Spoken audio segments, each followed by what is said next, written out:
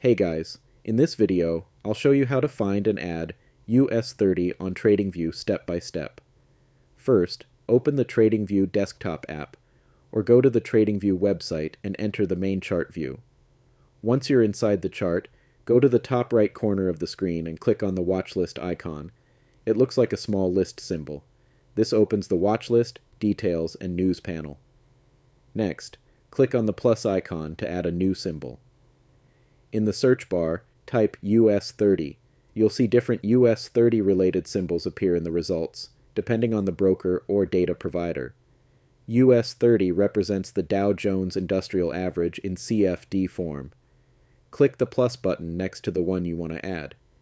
Now, when you select that symbol from your watch list, you'll see that US30 has been successfully added to your chart. And that's it. That's how you find and add US30 on TradingView. If you found this video helpful, make sure to like and subscribe for more tutorials.